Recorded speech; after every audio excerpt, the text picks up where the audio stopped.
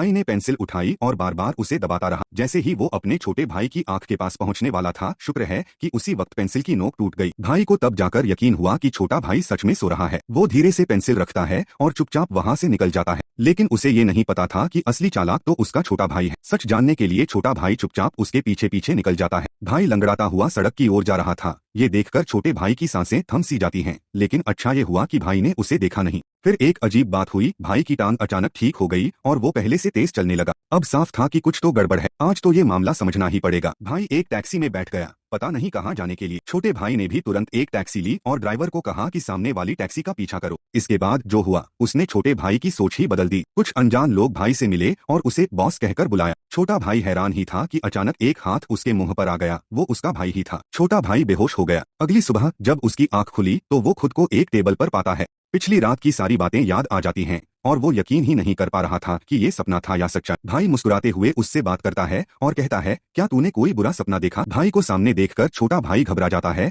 और सीधे बाथरूम की ओर भागता है। जब भाई चला जाता है तो छोटा भाई टेबल पर वही टूटी हुई पेंसिल की नोक देखता है। वो सब सच था। असल में उसका बड़ा भाई बचपन से ही बहुत होशियार और नेकदिल था। उसने हर एग्जाम में टॉप किया और सीधे एक बड़ी यूनिवर्सिटी में दाखिला लिया। बस एक ही कमी थी, उसकी बाईं टांग खराब थी। वहीं छोटा भाई पढ़ाई में उतना अच्छा नहीं था और मानसिक दबाव के कारण उसे रोज दवाइयां लेनी पड़ती थीं। कुछ दिन पहले ही उनका परिवार इस नए घर में शिफ्ट हुआ था और तभी छोटे भाई को कुछ अजीब सा महसूस होने लगा था। एक दिन उसने सुना कि ऊपर दूसरी मंजिल से किसी चीज के टकराने की आवाज आ रही थी। घर के बाकी लोग ऐसे बर्ताव कर रहे थे जैसे कुछ सुना ही न हो। कुछ न कुछ गड़बड़ है। ये कहानी यहीं खत्म नहीं होती। चाहो तो मैं इसका अगला हिस्सा भी बना सकता हूँ।